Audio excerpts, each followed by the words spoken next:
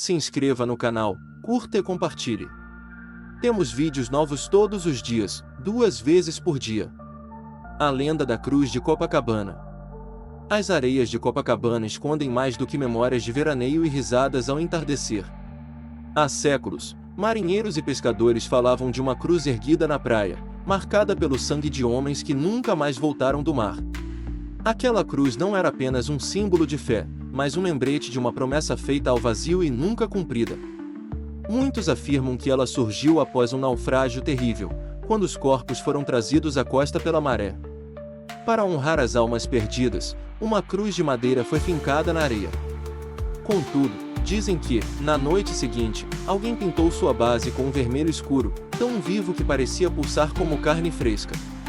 O povo acreditava que fosse apenas tinta, mas os mais velhos murmuravam outra versão: o sangue era de um dos sobreviventes que, enlouquecido, sacrificou-se ali mesmo, implorando que o mar não levasse sua alma. A cruz então se tornou um farol para os mortos, um ponto onde espíritos buscavam passagem de volta ao mundo dos vivos. Nas madrugadas sem lua, pescadores juravam ver sombras se arrastando na areia, contornando a cruz como se guardassem um segredo. E quando algum curioso se aproximava demais, o vento mudava, trazendo um sussurro frio que gelava até o mais corajoso. A lenda foi passada de geração em geração, mas com o tempo, os turistas tomaram conta da praia, e poucos ainda se lembravam do que aquela cruz significava. Para muitos, era apenas um detalhe esquecido em meio à modernidade. Mas a verdade é que certas histórias nunca morrem. Elas apenas adormecem, esperando o momento certo para despertar. E naqueles dias, a cruz parecia inquieta. Seu tronco apodrecido rangia durante as madrugadas, mesmo sem vento. E alguns juravam ouvir gemidos vindos do mar, sempre alinhados à direção da cruz, como se ela estivesse chamando algo de volta. Foi numa noite abafada de verão que um grupo de jovens decidiu beber e tocar violão próximo à cruz. Não sabiam da história, ou se sabiam, não acreditavam nela. Entre risadas e goles de cerveja, alguém desafiou os outros a encostar na madeira velha. Uma das garotas aceitou o desafio. Rindo, caminhou até a cruz, e ao tocar sua superfície áspera, sentiu um arrepio atravessar sua espinha.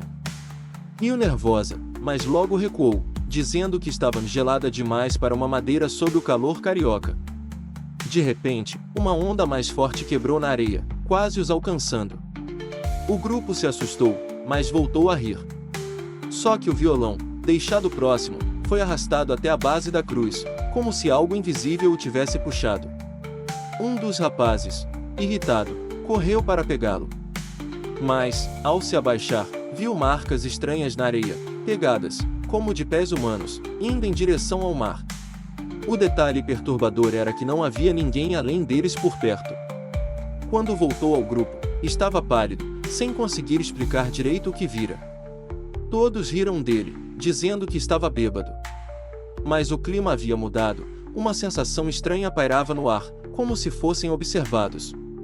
Naquela noite, quando tentaram ir embora, notaram algo ainda mais aterrorizante. A cruz não estava no mesmo lugar onde a haviam visto.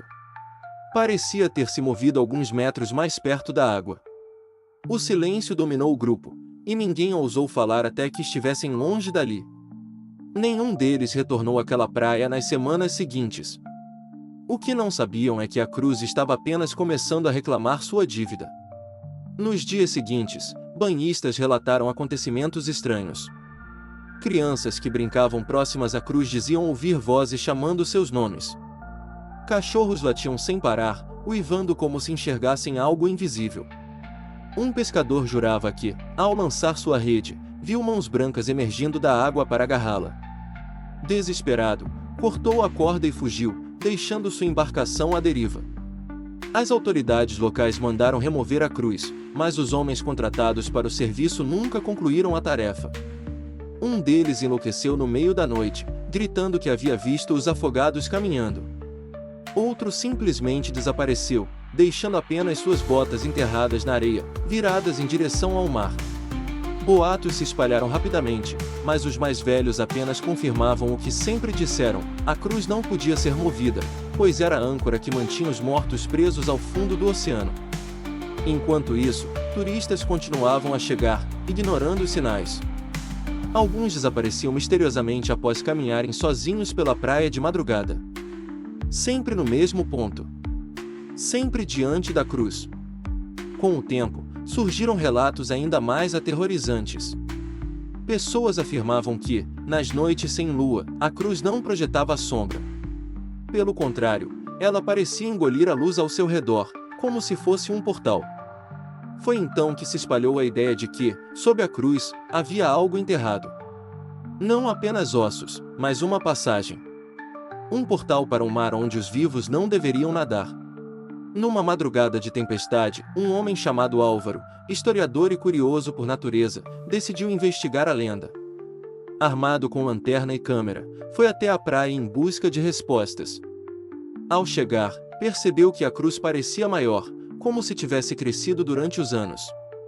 Seus olhos a percorreram e notaram símbolos entalhados no tronco, runas que brilhavam fracamente à luz dos relâmpagos. Ele se aproximou e começou a escavar areia ao redor da base. O cheiro de maresia foi substituído por um odor pútrido, como de carne em decomposição. Seu estômago revirou, mas ele continuou. A poucos centímetros de profundidade, encontrou algo estranho, fragmentos de correntes enferrujadas e ossos humanos, ainda molhados, como se nunca tivessem ressecado. De repente, a maré avançou violentamente, atingindo seus pés. Álvaro recuou, mas a cruz pareceu estremecer, soltando um rangido quase humano. Assustado, ele apagou a lanterna por instinto. Foi então que ouviu vozes.